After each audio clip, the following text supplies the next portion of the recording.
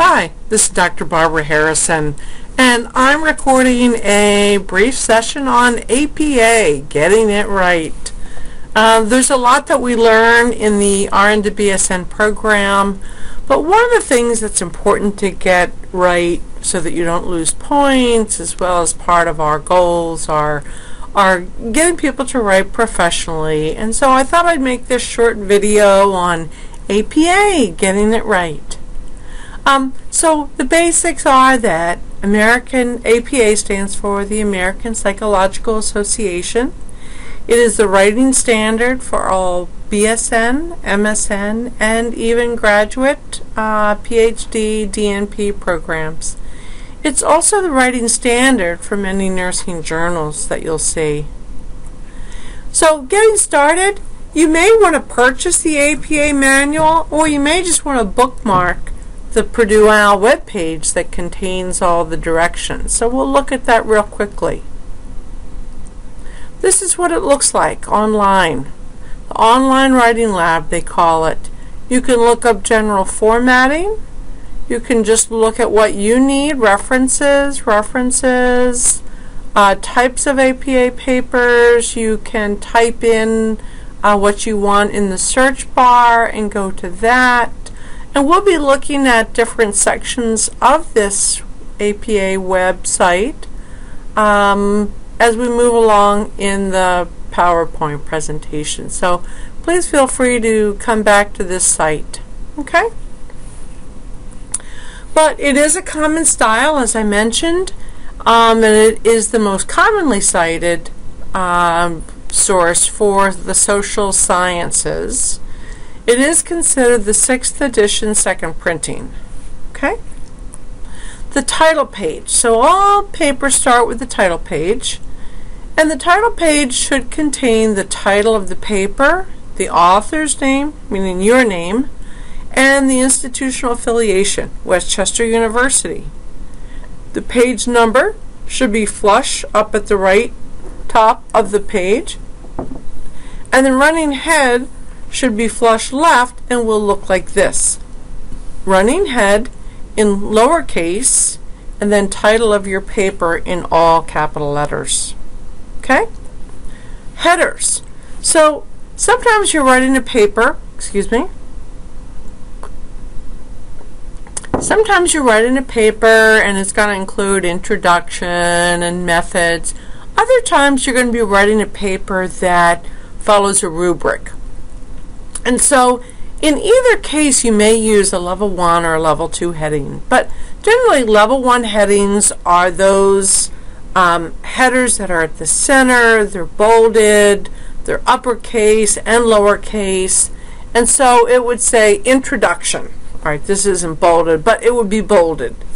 A level 2 heading should be flush to the left and it's uppercase and lowercase, and it might be that you're answering the rubric item research problem. So either one of those are acceptable in most courses, unless the instructor is really strict about level 1 or level 2 headings. Either are acceptable so long as it helps to organize a paper.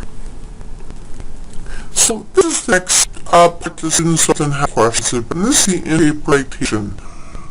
These are basics. We all take me about 30 in total.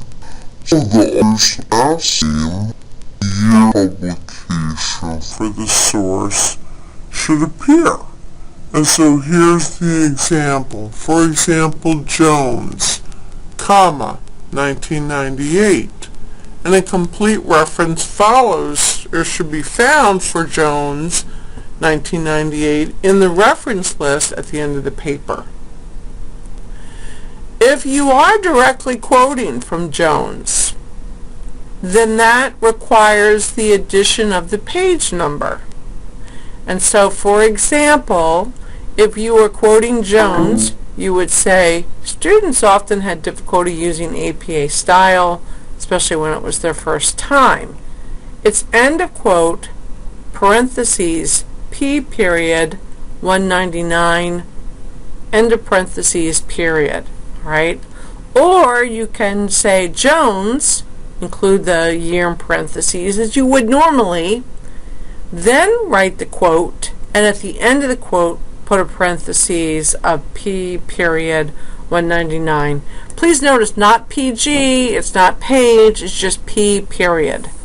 And then the third method is to write it, she stated, comma, quotes.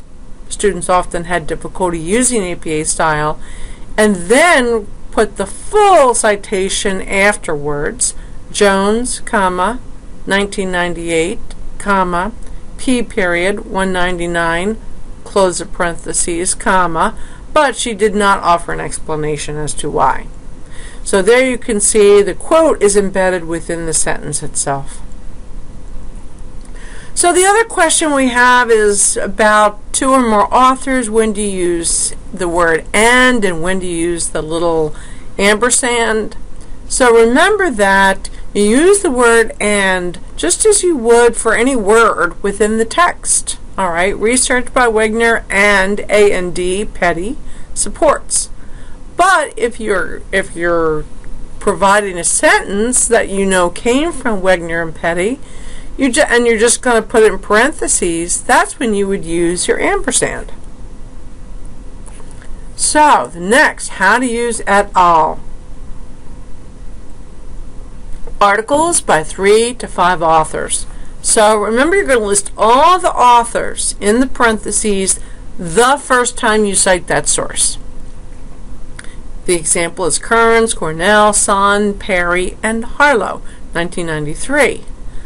But in subsequent, meaning any citation that follows the first one on any page, so on any page of the paper, you may use the first author's name followed by et al. In the parentheses. And so keep in mind it's et space al period, and then you do a comma before the year. And so that's how you want to use et al. You want to remember that the first time you use the first time you cite a source, it's all the authors, at least up to 5 authors, and after that you can use et al.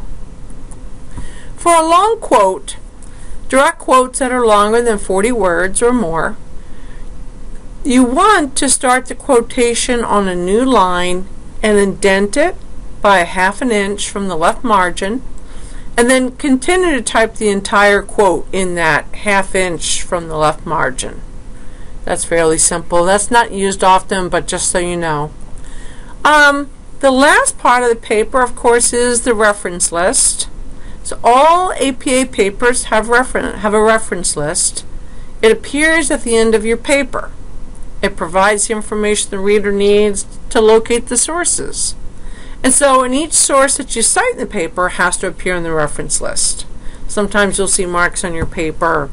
You know, you talked about the American Heart Association, but I don't see it here in the back. Remember that reference is centered at the top of the page, but it is not in bold, it's not underlined, and it's not in quote marks. And remember that the reference list is also double-spaced, just like the rest of your paper. The reference list is always alphabetized by the last name of the first author. It also uses that hanging indentation. So all lines after the first line of entry should be indented about 1/2 inch. So the author's name is first, the last name first, and only the initials to the author, not their full name. So it is Smith, comma, B period. It is Mackey, comma, C period, but not their full name. If the work has 7 or more authors, and this is in the reference list, if the work has 7 or more authors, you list the first 6 authors. Then you can use ... and after the 6th author, you use that after that, then you list the last author's name. So maybe it's Smith, Barnes, Wilson, Thomas, Mackey, Mandel, ... And then the last one might be Harrison. So the last name. There might be other authors in between, but only the first 6 and then the last author's name. A little bit more on references, online references, whether it's encyclopedias, websites, Wikipedia. The web references often don't have an author name to them. And so when there is no name present, you're going to move the title to the front of the citation. So maybe it's feminism. Okay. But where there is a title, such as American Heart Association, that becomes the author name. There may or may not be publication dates present on websites. You want to look to the bottom of the website to see when it was updated. But if you can find no publication date, N.D. is used to indicate that there is no date on the entry. So at the end here are some of my tips for easy use of APA. Not that it's ever easy, but these are some suggestions. So I want to suggest that you set up an APA template on your laptop at the beginning of a semester, at the beginning of any course that you're required to use it. Keep in mind that you're just always going to use double spacing. Another suggestion is that you can copy and paste correct APA citation references directly from CINAHL. And you are looking up an article and you're going to use it, you will see that the APA correct reference format is given to you on the right hand column of the search, and so that's a good suggestion. And then finally, I want to suggest that you bookmark the Purdue OWL website so that you can also search for questions that you might have not covered in this video. I look forward to reading your papers and hearing and reading your ideas. I hope that this video has been helpful. Have a good day.